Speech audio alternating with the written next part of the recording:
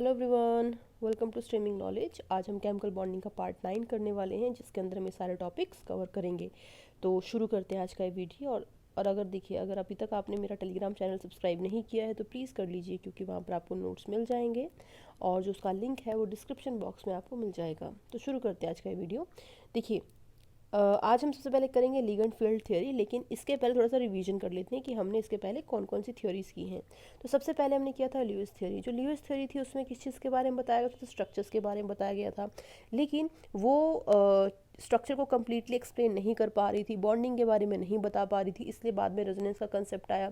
Resonance ने क्या किया? स्ट्रक्चर की पूरी प्रॉपर्टीज़ को बताने के लिए कैनोनिकल स्ट्रक्चर्स के बारे में बताया, लेकिन उसने भी ओवरलैपिंग या बॉन्डिंग के बारे में नहीं बताया। तो उसके बाद क्या आया? वीबीटी आया।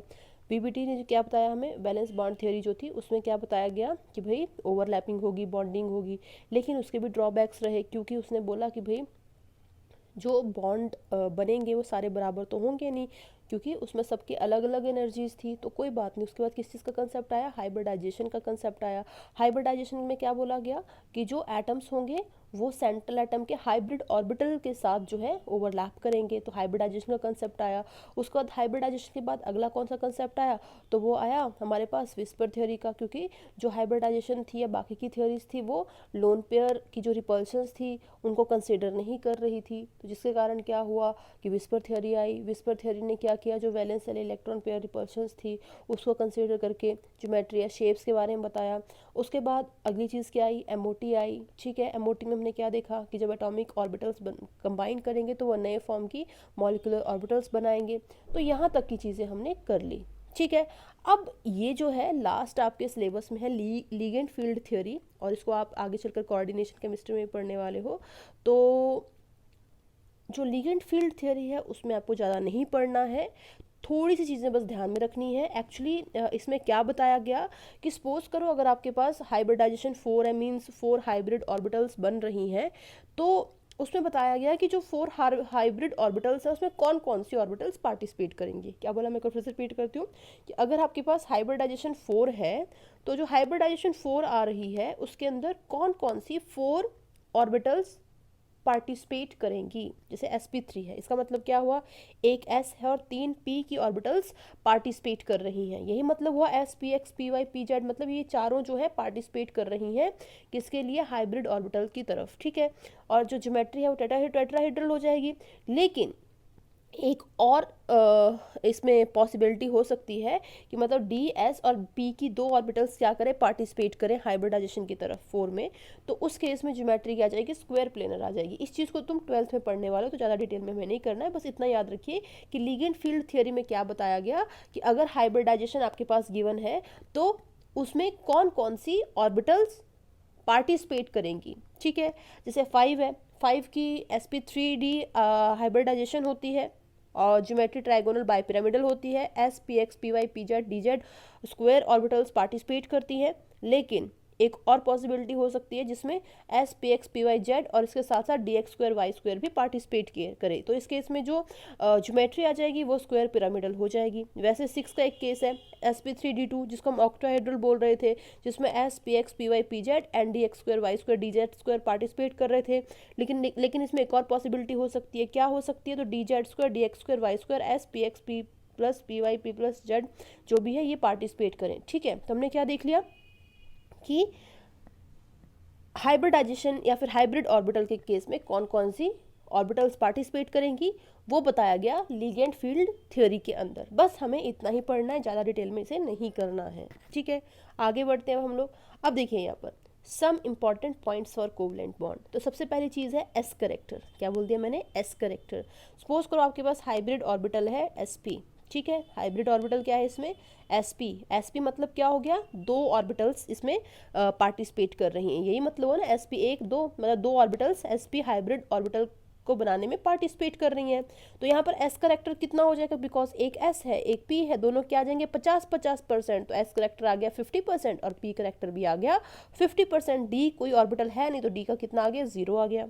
वहीं पर सपोज करो आपके पास 3 हाइब्रिड ऑर्बिटल है, मतलब sp2 है आपके पास। तो देखिए अब इसमें 3 हो गया, मतलब इसका मतलब क्या हुआ कि s करेक्टर कितना आ जाएगा, तो यहाँ पर कितनी आ गई, 3 आ गई। तो 100 को 3 से डिवाइड कर लो, कितना जगह 33.3%, मतलब s का 33.3%, एक p का 33.3%, दूसरे p का 33.3%। इसका मतलब क्या हो गया, एक s का 33.3% और p का आ गया 66.7%, और d का कितना आ गया 0, क्योंकि d है नहीं। अब सपोज करो आपके पास हाइब्रिड ऑर्बिटल्स 4 हैं, 4 मीन्स क्या आ गया, sp3 आ गया। अब यहाँ पर 4 होगी तो 100 को 4 से डिवाइड कर दो, कितना हो गया आपके पास 25% ईच। तो देखिए 25% एस का हो गया, तो 25 तो कितना हो गया 75% पी के लिए हो गया, और डी का 0 हो गया। अब वैसे देखिए 5 का कर लेते हैं हम लोग। 5 के केस में हाइब्रिड ऑर्बिटल क्या है, sp3d है, ठीक है। तो कितना हो गया 3 4 5, 5 हो गया। तो 100 को क्या करो आप 5 से डिवाइड कर लो, कितना आ गया 20 आ गया। मीन्स एस का 20 आ जाएगा, डी का 20 आ जाएगा, और पी के पास 3 है तो मतलब 60 आ जाएगा। समझ में आई बात, तो वही यहाँ पर लिखा हुआ है।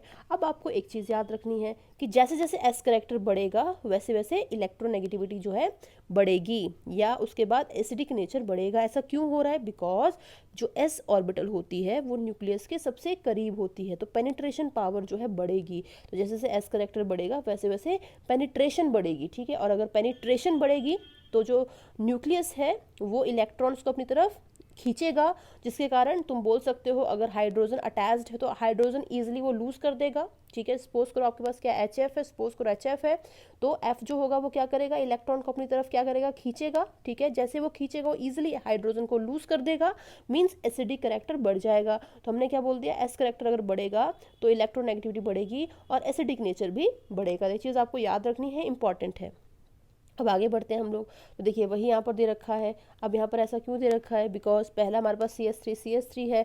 इस वाले कार्बन के हाइब्रिडाइजेशन क्या है, sp3 है, हम ऑलरेडी कर चुके हैं। हाइब्रिडाइजेशन कैसे फाइंड आउट करते थे, तो सिग्मा प्लस लोन पेयर, इन कार्बन के पास कोई लोन पेयर है ही नहीं, और सिग्मा कितने बॉन्ड्स हैं यहाँ पर 4 हैं, तो 4 के केस में sp3 हाइब्रिडाइजेशन आ गई तो sp3 हो गया। यहाँ पर कितनी आ जाएगी, तो यहाँ पर सिग्मा बॉन्ड 1 और 2, 3 सिग्मा बॉन्ड है तो मतलब sp2 आ गई, और इसमें कितना सिग्मा बॉन्ड है तो कितने आ जाएंगे, 2 सिग्मा बॉन्ड आ जाएंगे, तो हमारे पास sp हाइब्रिडाइजेशन आ गई। तो देखिए सबसे ज़्यादा एस करेक्टर किस में हो जाएगा, इस वाले में हो जाएगा 50%, इसमें 33.3%, इसमें 25%।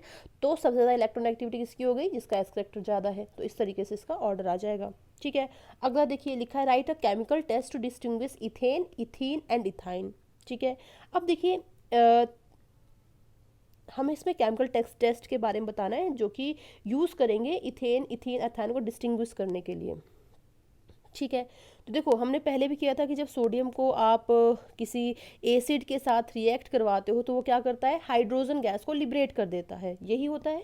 सोडियम मेटल को जब आप किसी एसिड के साथ रिएक्ट करवाते हो तो वो हाइड्रोजन गैस को लिबरेट कर देता है। तो देखो होता क्या है कि जब आप इथेन, इथीन, इथाइन तीनों को सोडियम मेटल के साथ रिएक्ट करवाओगे तो पता है आपको क्या पता चलेगा, कि सिर्फ जो इथाइन है वो क्या करेगा, हाइड्रोजन गैस को लिबरेट कर देगा, ठीक है। क्या बोला मैंने, सिर्फ इथाइन जो है वो हाइड्रोजन गैस को लिबरेट कर देगा, जबकि ये वाला इथेन और इथीन जो है वो हाइड्रोजन गैस को लिबरेट नहीं करेंगे। इसका मतलब क्या हुआ कि जो इथाइन है उसमें कोई ना कोई जो हाइड्रोजन मतलब जो है वो एसिडिक हाइड्रोजन है उसके पास। समझ में आई बात, मैंने क्या बोला, मैंने बोला कि जब सोडियम जो है मिलकर इथाइन के साथ हाइड्रोजन गैस रिलीज कर रहा है, इसका मतलब क्या हुआ कि जो इथाइन है उसके पास कम से कम एक हाइड्रोजन तो ऐसा होगा जो कि क्या होगा, एसिडिक होगा। इसी कारण से क्या हो रहा है कि जब सोडियम मेटल के साथ रिएक्ट हो रहा है तो हाइड्रोजन गैस रिलीज हो जा रही है, राइट।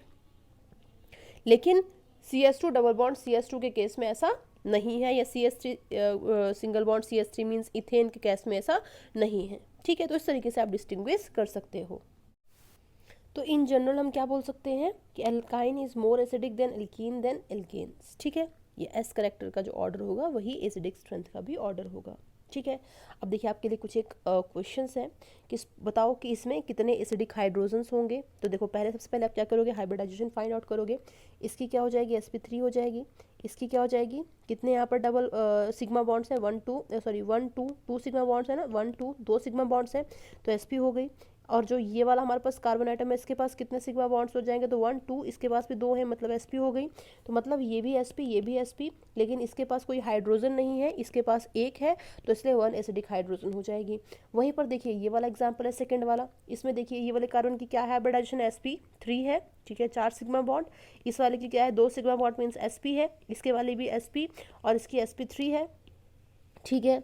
तो अब बताओ इसके पास कोई हाइड्रोजन है क्या, नहीं है, इसके पास कोई हाइड्रोजन है क्या, नहीं है, मीन्स कोई भी यहाँ पर हाइड्रोजन एसिडिक नहीं होगा। अगला देखिए यहाँ पर CH3, यहाँ पर sp3 है, CH ये क्या हो गया बताओ, यहाँ पर sp2 हो गया हाइब्रिडाइजेशन, ये वाला कितना है, तो 3 हमारे पास सिग्मा बॉन्ड है तो फिर से sp हो गया, sp2 हो गया। इसका देखिए यहाँ पर दो सिग्मा बॉन्ड है तो sp हो गया। इसका बताइए यहाँ पर 2 सिग्मा बॉन्ड है मीन्स sp हो गया। लेकिन चेक करिए, देखिए क्या कि sp sp sp sp, एक कार्बन ये है, एक कार्बन ये, sp sp हाइब्रिडाइज्ड है, लेकिन इस वाले कार्बन के पास कोई हाइड्रोजन नहीं है, बट इस कार्बन के पास एक हाइड्रोजन है, तो वही इसका आंसर है कि एक एसिडिक हाइड्रोजन होगी। तो इस तरीके से आप फाइंड आउट कर सकते हो, पहले आप हाइब्रिडाइजेशन फाइंड आउट करोगे, बाद में आप फाइंड आउट कर सकते हो कि कहाँ पर कितनी एसिडिक हाइड्रोजन होंगी, ठीक है। अब देखो अगली चीज़, average bond order for resonative structure already हम कर चुके हैं, लेकिन देखिए इसमें एक फॉर्मूला मैं आपको बताऊंगी, इसलिए मैंने यहाँ पर लिखा हुआ है। तो ऑलरेडी हमने पहले कर लिया था कि एवरेज बॉन्ड ऑर्डर जो है आप किस तरीके से कैलकुलेट कर सकते हो। तो एवरेज बॉन्ड ऑर्डर क्या होता है, किसके बराबर होता है, तो टोटल नंबर ऑफ बॉन्ड्स, ठीक है, divided by total number of places, ठीक है। तो यहाँ पर देखिए 1 2 3 4, 4 बॉन्ड है, कितने प्लेसेस पे, 1 2 3 प्लेसेस पे हैं, तो 4 बॉन्ड्स डिवाइडेड बाय 3, इस तरीके से आप एवरेज बॉन्ड ऑर्डर को कैलकुलेट करते थे, ठीक है, ये चीज़ हो गई। लेकिन इसके अलावा क्या फॉर्मूला है, किस तरीके से आप क्या कर सकते हो कैलकुलेट, तो average bond order is equals to sigma plus pi upon sigma, मतलब sigma bond plus pi bond upon sigma bonds, याद रहेगा, sigma plus pi upon sigma, 2 बार अपने आप से याद करिए, sigma plus pi upon sigma, sigma plus pi upon sigma. इस तरीके से आप क्या कर सकते हो, बॉन्ड ऑर्डर को, एवरेज बॉन्ड ऑर्डर को कैलकुलेट कर सकते हो। जैसे यहाँ पर एक और एग्जाम्पल है, इसका एवरेज बॉन्ड ऑर्डर क्या हो जाएगा, तो क्या हो जाएगा, तो sigma plus pi sigma plus pi upon sigma है ना, तो सिग्मा बॉन्ड्स कितने आ जाएंगे, 1 2 3 4, 4 आ गए, तो 4 सिग्मा प्लस पाई कितने, 2 अपॉन सिग्मा 4, तो कितना आ जाएगा आपके पास, 6 अपॉन 4 मीन्स कितना आ जाएगा यहाँ पर 1.5, ठीक है, तो वहीं यहाँ पर 1.5 लिखा हुआ है। वैसे एवरेज चार्ज कितना होगा, तो ये हम पहले भी करते थे, अभी भी कर रहे हैं, कैसे कि -2 डिवाइडेड बाय कितने, इसमें ये कहाँ कहाँ हो सकता है, कितने प्लेसेस पे हो सकता है, तो 4 प्लेसेस पे हो सकता है, 1 2 3 4, 4 प्लेसेस पे हो सकता है, तो 2 चार्जेस हैं जो कि 4 प्लेसेस पे हो सकते हैं, तो इसलिए इसका क्या आ गया, -0.5 आ गया, ठीक है। तो इस तरीके से आप कैलकुलेट कर सकते हो। तो आपको क्या करना है, ये वाला फॉर्मूला याद कर लेना है, sigma plus pi upon sigma, ठीक है।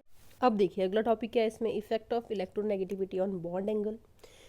तो आपको एक चीज़ याद रखनी है कि बॉन्ड एंगल जो होगा वो डायरेक्टली प्रोपोर्शनल होगा electronegativity of central atom, but inversely proportional होगा इलेक्ट्रोनेगेटिविटी ऑफ सराउंडिंग एटम। तो ये चीज़ आपको याद रखनी है।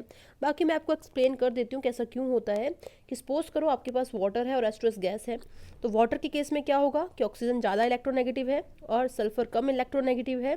अब देखो होता क्या है कि जब ज़्यादा इलेक्ट्रोनेगेटिव एटम होगा तो वो क्या करेगा, जो उसके साथ अटैच्ड एटम्स होंगे उनके इलेक्ट्रॉन को अपनी तरफ खींच के रखेगा। मतलब अगर आप ये वाला बॉन्ड कंसीडर करते हो तो इस बॉन्ड में इलेक्ट्रॉन कहाँ होंगे, ऑक्सीजन के पास पास में होंगे या यहाँ पर होंगे।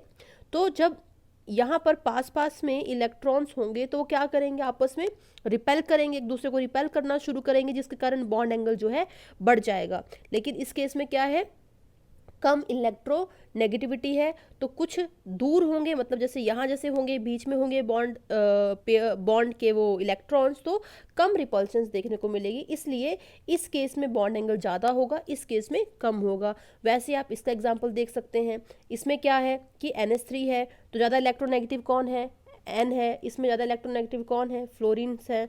अब देखो जब ज़्यादा इलेक्ट्रोनेगेटिव नाइट्रोजन है तो इलेक्ट्रॉन्स कहाँ होंगे, आपके यहाँ पर होंगे या फिर यहाँ पर होंगे, तो आपको रिपल्शंस देखने को मिलेंगी। इसलिए क्या होगा, यहाँ पर बॉन्ड एंगल जो है वो इंक्रीज हो जाएगा। लेकिन इस केस में रिपल्शंस आपको देखने को नहीं मिलेंगी उतनी, बिकॉज जो इलेक्ट्रॉन पेयर हैं वो ऑलरेडी क्या है, एक दूसरे से काफ़ी दूर है, ठीक है। तो इसलिए यहाँ पर ये चीज़ लिखी हुई है। आई होप इतना आपको समझ में आ गया होगा।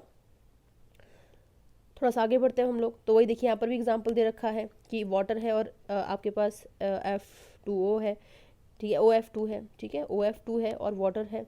तो देखिए इस केस में क्या होगा, कुछ नहीं, क्या होगा इसमें, देखिए यहाँ पर ज़्यादा इलेक्ट्रोनेगेटिव कौन है, ऑक्सीजन है, तो ऑब्वियसली यहाँ पर इलेक्ट्रॉन पेयर है, यहाँ पर इलेक्ट्रॉन पेयर है, तो रिपल्शन देखने को मिलेगी, तो बॉन्ड एंगल बढ़ जाएगा। लेकिन यहाँ पर दूर है तो बॉन्ड एंगल उतना नहीं बढ़ेगा, तो ज़्यादा बॉन्ड एंगल किसका हो जाएगा इसमें, 104.5 मीन्स H2O का हो जाएगा, ठीक है। अब देखिए आगे हम कुछ एक ऐसे कंसेप्ट करने वाले हैं, लाइक बैक बॉन्डिंग हो गया, आगे हम कुछ और भी देखेंगे इसमें, लाइक बनाना बॉन्ड हो गया। वो हम इसलिए पढ़ रहे हैं क्योंकि ऐसे भी मॉलिक्यूल्स आए जिनको कोई भी थ्योरी एक्सप्लेन ही नहीं कर पाई कि ऐसा क्यों हो रहा है, वो बॉन्ड्स ऐसे क्यों हैं या क्यों एग्जिस्ट कर रहे हैं, वो कोई भी थ्योरी एक्सप्लेन नहीं कर पाई। इसलिए कुछ कुछ कंसेप्ट्स आए उनको एक्सप्लेन करने के लिए। जैसे सबसे पहले आया बैक बॉन्डिंग। तो बैक बॉन्डिंग क्या था, तो एक्चुअली ये एक तरह का कोऑर्डिनेट बॉन्ड ही बोल सकते हो आप, ठीक है। ये क्या था, एक तरह का कोऑर्डिनेट बॉन्ड ही था। लेकिन जो हम नॉर्मली कोऑर्डिनेट बॉन्ड पढ़ते हैं वो क्या होता है, दो डिफरेंट मॉलिक्यूल्स के बीच में होता है, आप बोल सकते हैं इंटरमॉलिक्यूलर होता है, ठीक है, दो अलग अलग मॉलिक्यूल्स के बीच में होता है कोऑर्डिनेट बॉन्ड। लेकिन जो बैक बॉन्डिंग में बात की गई उस वो कौन से बॉन्ड की बात, कौन से कोऑर्डिनेट बॉन्ड की बात की गई, तो वो था इंट्रामॉलिक्यूलर। मतलब सपोज करो आपके पास एक मॉलिक्यूल है तो उसके अंदर ही कोऑर्डिनेट बॉन्ड बन रहा है। समझ रहे हो बात, मैंने क्या बोल दिया कि ये बैक बॉन्डिंग में इंट्रामॉलिक्यूलर कोऑर्डिनेट बॉन्ड की बात की गई। लेकिन जो नॉर्मली हम कोऑर्डिनेट बॉन्ड पढ़ते हैं वो इंटरमॉलिक्यूलर होता है, दो अलग अलग मॉलिक्यूल्स के बीच में होता है। तो कोऑर्डिनेट बॉन्ड किसके बीच में बनता है आपको पता है, एक इलेक्ट्रॉन रिच होगा तो दूसरा इलेक्ट्रॉन डेफिशिट होगा, एक अमीर होगा तो एक गरीब होगा, तभी जो है आपके पास कोऑर्डिनेट बॉन्ड बनता है। तो सपोज करिए आपके पास क्या है, BF3 यहाँ पर है, BF3 है, इसकी हाइब्रिडाइजेशन क्या चाहिए, sp2 आ जाएगी। कैसे निकाल लो भाई, हाफ, कैसे, मोनोवेलेंट एटम्स कितने हैं यहाँ पर, 3 हैं, और बोरोन कितने वैलेंस इलेक्ट्रॉन, 3 है, तो कितना हो जाएगा आपके पास 6/2 मीन्स 3 मीन्स sp2। या फिर कैसे कैलकुलेट कर सकते थे आप, एक और तरीका था क्या, sigma bonds plus number of lone pair, ठीक है, तो कितने आ जाएंगे, सिग्मा बॉन्ड 3 आ जाएंगे मीन्स sp2 आ जाएगी। वैसे भी आप कैलकुलेट कर सकते हो क्योंकि बोरोन के पास कोई लोन पेयर नहीं होता है। अब देखो होगा क्या, फ्लोरीन बोरोन फ्लोरीन फ्लोरीन, ठीक है। अब यहाँ पर जो बोरोन है, ठीक है, वो क्या है, खाली है, उसके पास ऑर्बिटल्स खाली पड़ी हुई हैं, ठीक है, क्योंकि ऑब्वियस इसका ऑक्टेट पूरा नहीं हो पा रहा है, ठीक है। लेकिन वहीं पर जो फ्लोरीन है उसके पास क्या है, लोन पेयर है, ठीक है, भरा पड़ा है, उसके पास खूब ज़्यादा मतलब आप बोल सकते हैं इलेक्ट्रॉन्स हैं। तो वो क्या करेगा, अपने उन इलेक्ट्रॉन्स को बोरेन को डोनेट करके उसका ऑक्टेट पूरा करने की कोशिश करेगा। समझ में आ गई बात, ठीक है। मतलब क्या बोल सकते हो आप, ये पी पाई बॉन्ड बोल सकते हो या फिर पाई बॉन्ड भी बोल सकते हो, ठीक है, क्योंकि p ऑर्बिटल f की है, p ऑर्बिटल ही b की है, तो f जो है अपने p से बोरोन के f में ट्रांसफर कर रहा है और ये क्या बन रहा है, कोऑर्डिनेट बॉन्ड बन रहा है, ठीक है। ये चीज़ हो गई, तो इसको बोलते हैं हम लोग बैक बॉन्डिंग। आगे चलते हैं, जैसे यहाँ पर लिखा है, अगला एग्जाम्पल है। अब इसमें क्या हो रहा है कि नाइट्रोजन है और बोरोन है। नाइट्रोजन के पास खूब सारे इलेक्ट्रॉन्स है लेकिन बोरोन के पास क्या है, खाली ऑर्बिटल है। तो नाइट्रोजन अपने जो है इलेक्ट्रॉन इसको शेयर करेगा, जिसको हम बोल देंगे बैक बॉन्डिंग। और फिर से कौन सा बनेगा इसमें, तो पी पाई बॉन्ड आप बोल सकते हैं बनेगा, पाई बॉन्ड बनेगा, जिसको हम कोऑर्डिनेट बॉन्ड बोल रहे हैं। अब देखिए ये वाला एग्जाम्पल इसमें देखते हैं। अब इसमें क्या है, NH2 है और CH3 है, ठीक है।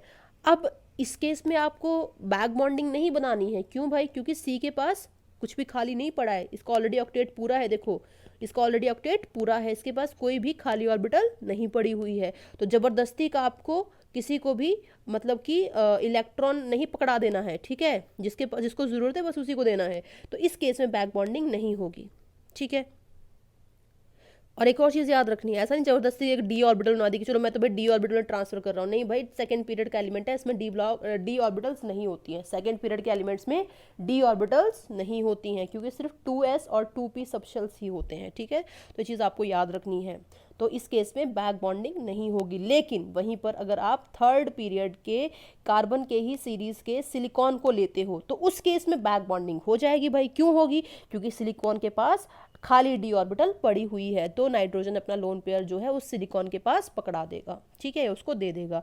तो वही यहाँ पर लिखा है कि P3 एलिमेंट है, sp3 हाइब्रिडाइजेशन है, वेकेंट डी ऑर्बिटल है और इस केस में बैक बॉन्डिंग जो पॉसिबल है और किस किस के बीच में होगी, तो इसकी 2p इन्वॉल्व होगी और इसकी 3d इन्वॉल्व होगी, तो p पाई 3 पाई और d पाई जो आप बोल सकते हैं बैक बॉन्डिंग यहाँ पर होगी। ठीक है, तो p पाई d पाई बैक बॉन्डिंग जो है यहाँ पर होगी। ठीक है, इतनी बात क्लियर हो गई।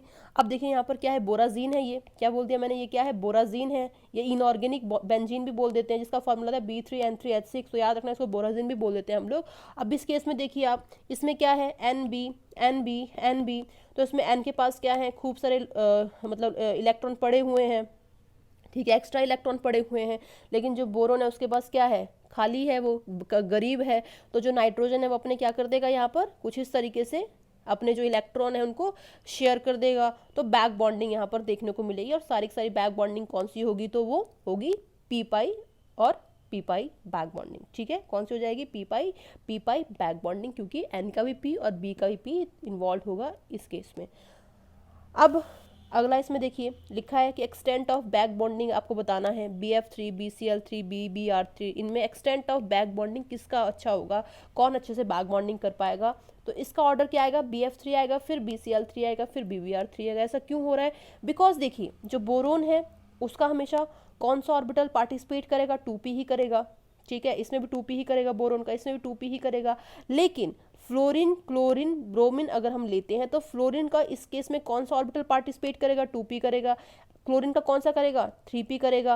और ब्रोमीन का कौन सा करेगा, 4p करेगा। यही होगा ना। तो देखिए इसमें क्या हो रहा है, ऑर्बिटल का साइज क्या कर रहा है, यहाँ पर वेरी कर रहा है, या फिर डिफरेंट ऑर्बिटल्स यहाँ पर ओवरलैप कर रही हैं। तो ज़्यादा अच्छी ओवरलैपिंग कहाँ हो पाएगी, जहाँ पर सेम ऑर्बिटल्स होंगी। इसलिए हम बोल रहे हैं एक्सटेंट ऑफ बैक बॉन्डिंग ज़्यादा अच्छा किस में होगा, BF3 में होगा, फिर BCl3 में होगा, फिर BBr3 में होगा।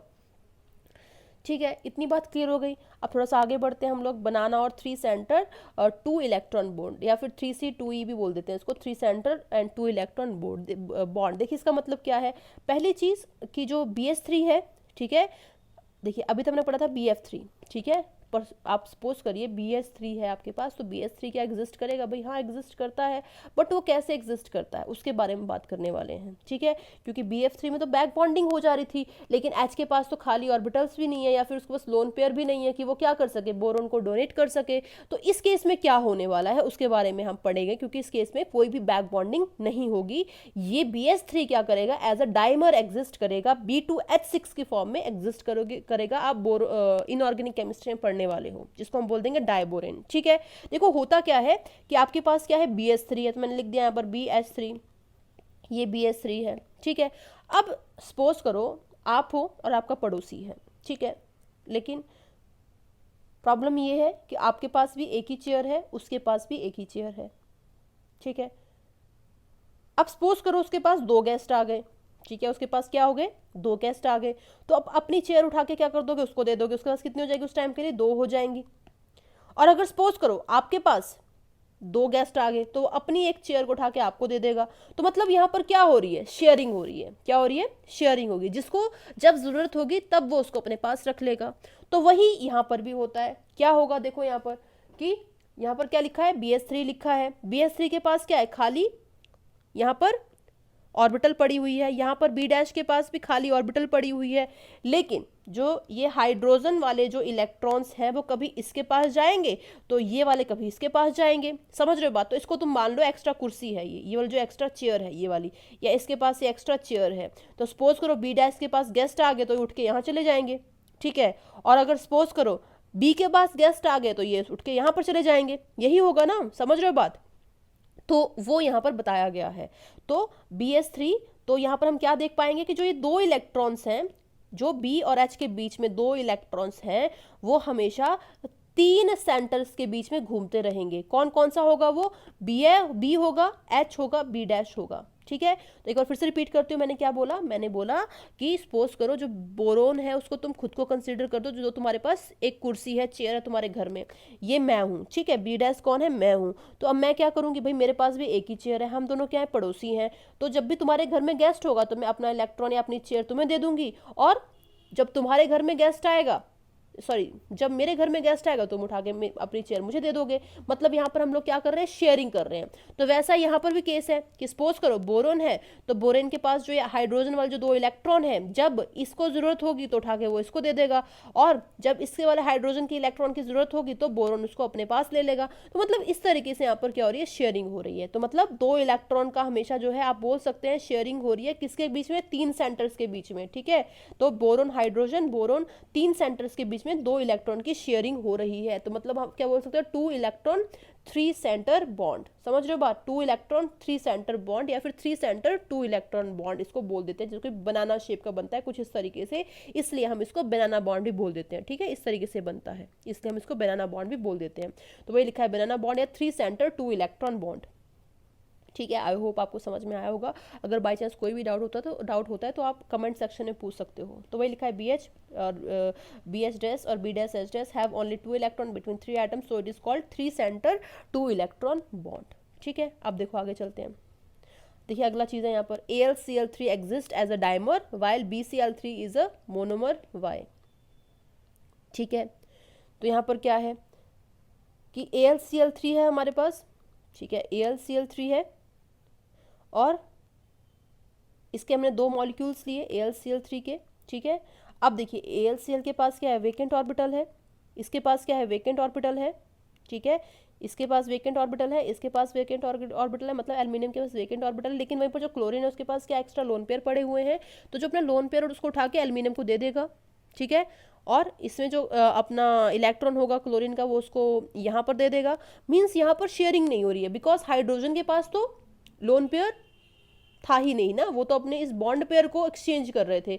लेकिन इस केस में क्या हो रहा है, लोन पेयर का ट्रांसफर देखने को मिल रहा है, उसकी शेयरिंग देखने को मिल रही है, इसलिए हम क्या बोल सकते हैं कि ये कोऑर्डिनेट बॉन्ड्स होंगे, बनाना बॉन्ड्स नहीं होंगे, ठीक है। कोऑर्डिनेट बॉन्ड्स होंगे, बनाना बॉन्ड्स नहीं होंगे। वहीं पर देखिए एग्जांपल ये है, ठीक है। इस केस में क्या होगा कि क्लोरीन बोरोन है, ये सब चीज़ है। तो इस केस में क्या होगा कि जो क्लोरीन है वो क्या करेगा, अपना जो ये वाला जो लोन पेयर होगा उसको उठा के बोरोन के पास शेयर कर देगा। तो इस केस में वो क्या होगा, अकेला ही मॉलिक्यूल सफिशिएंट है खुद की रिक्वायरमेंट्स को पूरा करने के लिए, इसलिए ये मोनोमर एग्जिस्ट करेगा। लेकिन वहीं पर ये क्या कर रहा है, डायमर एग्जिस्ट कर रहा है, ठीक है। अब दिमाग में आपके क्वेश्चन आएगा कि भाई हमें प्रायोरिटी किस बॉन्ड को देनी है, ठीक है, प्रायोरिटी हमें किस चीज़ को देनी है। तो सबसे पहले जब भी कुछ होगा तो आपको कोऑर्डिनेट बॉन्ड देखना है कि कोऑर्डिनेट बॉन्ड बन पा रहा है या नहीं बन पा रहा है।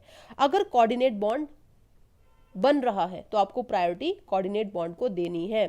अगर कोऑर्डिनेट बॉन्ड नहीं बनता है तो आपको जाना है फिर बैक बॉन्डिंग के ऊपर, ठीक है।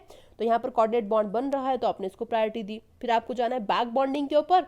तो अगर बैक बॉन्डिंग हो रही है तो आपको उसको प्रायोरिटी देनी है, लेकिन अगर इन केस वो भी नहीं होती है तो आपको जाना है फिर बनाना बॉन्ड के ऊपर। तो आपको याद रखना है CBB। तो सबसे पहले आपको देना है कोऑर्डिनेट बॉन्ड को प्रायोरिटी, उसके बाद देनी है आपको बैक बॉन्डिंग को प्रायोरिटी, फिर देनी है आपको बनाना बॉन्ड के ऊपर को प्रायोरिटी। तो मतलब आपको इस ऑर्डर में आगे चलना है। अब देखिए जो प्राइमरी बॉन्ड्स थे उसमें सबसे लास्ट वाला है वो पढ़ते हैं हम लोग मेटेलिक बॉन्ड, ठीक है। इसके बाद सेकेंडरी बॉन्ड्स आएंगे, तो हमारे प्राइमरी बॉन्ड्स सारे के सारे जो है खत्म हो जाएंगे। और अगर आपको याद हो तो प्राइमरी बॉन्ड्स कौन से थे, जो कि किसी भी एटम के एग्जिस्ट करने के लिए सबसे इंपॉर्टेंट बॉन्ड्स थे, ठीक है। इसके बिना कोई भी एटम एग्जिस्ट नहीं कर सकता है, एटम्स एग्जिस्ट ही नहीं कर सकते हैं। तो मेटेलिक बॉन्ड क्या है, सबसे ज़्यादा इंपॉर्टेंट आप बोल सकते हैं बॉन्ड है, ठीक है। ये चीज़ हो गई। अब देखो पहली चीज मेटेलिक बॉन्ड जो है वो किस किस के बीच में बनेगा, तो वो पॉजिटिवली चार्ज्ड मेटल जिसको हम कर्नल बोलेंगे एंड वैलेंस इलेक्ट्रॉन के बीच में बनेगा। मतलब सपोज करो Na के पास, सोडियम के पास 11 इलेक्ट्रॉन्स होते हैं, राइट। तो वो कैसे एग्जिस्ट करेगा, हमेशा वो Na पॉजिटिव और इलेक्ट्रॉन की फॉर्म में एग्जिस्ट करेगा कुछ इस तरीके से। अब इसका मतलब ये नहीं हुआ कि इलेक्ट्रॉन बहुत दूर जा चुका है, नहीं, इलेक्ट्रॉन उसके पास में ही होगा, ठीक है, इलेक्ट्रॉन उसके पास में ही होगा, बट वो एग्जिस्ट कैसे करेगा, Na पॉजिटिव इस तरीके से और इलेक्ट्रॉन इस तरीके से। तो कि वही यहाँ पर बताया गया कि Na पॉजिटिव और इसके बगल में क्या है, इलेक्ट्रॉन है। तो मेटेलिक बॉन्ड मतलब जो Na पॉजिटिव और इस इलेक्ट्रॉन के बीच में जो बॉन्ड होगा उसको हम क्या बोल देंगे, मेटेलिक बॉन्ड बोल देंगे, जिसमें Na पॉजिटिव क्या होगा, कर्नल्स, उसको हम बोलेंगे, ठीक है। अगली चीज ये नॉन डायरेक्शनल होता है नेचर में, ठीक है। नॉन डायरेक्शनल मतलब क्या हुआ कि देखिए जो ये वाला सपोज करो पॉजिटिव आयन है, उसके ऊपर ये भी इलेक्ट्रॉन उतना ही फोर्स लगाएगा, इसके ऊपर ये वाला इलेक्ट्रॉन भी लगा सकता है, ये वाला इलेक्ट्रॉन भी लगा सकता है, ये वाला इलेक्ट्रॉन भी लगा सकता है, तो मतलब किसी के ऊपर कोई भी लगा सकता है, तो मतलब ये क्या है, नॉन डायरेक्शनल है नेचर में। ये चीज़ हो गई।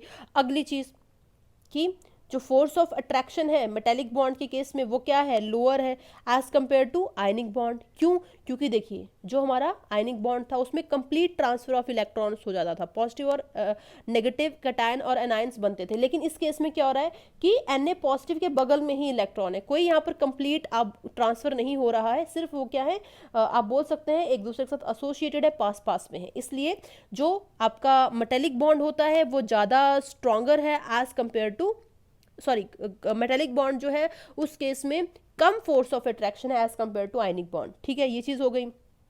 अगली चीज़ इसमें देखिए क्या है कि जो वैलेंस इलेक्ट्रॉन है उसमें हम क्या देख पा रहे हैं कि वो मेटल के साथ में चिपके हुए हैं यहाँ पर, तो मतलब मानते हैं कि वो अलग नहीं है, दूर नहीं है, बट उसके साथ में अलग से खड़े हुए हुए हैं। यहाँ पर देखिए, यहाँ पर वो क्या है, अलग से वो यहाँ पर खड़े हैं। इसका मतलब क्या हुआ कि जो इलेक्ट्रॉन्स हैं वो एक जगह से दूसरी जगह जा सकते हैं। ठीक है, ये वाला इलेक्ट्रॉन यहाँ जा सकता है, ये वाला यहाँ जा सकता है, ये वाला यहाँ जा सकता है, ये वाला यहाँ जा सकता है।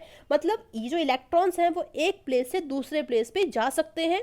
इसलिए हम क्या बोल सकते हैं कि जो मेटल्स होंगे उनकी क्या हो जाएगी, हाई कंडक्टिविटी हो जाएगी। ठीक है, उनकी जो हो जाएगी वो क्या हो जाएगी, हाई कंडक्टिविटी हो जाएगी। तो चीज़ आपको याद रखनी है। ठीक है, तो आज बस हम इतना ही करेंगे। आज हमने सारे प्राइमरी बॉन्ड्स ख़त्म कर दिए हैं, सारी थ्योरीज भी ख़त्म कर दी हैं। अब इसके बाद सिर्फ एक लेक्चर रहता है जिसमें हम सेकेंडरी बॉन्ड्स करेंगे और उसी के साथ आपका ये चैप्टर फिनिश हो जाएगा। So thank you.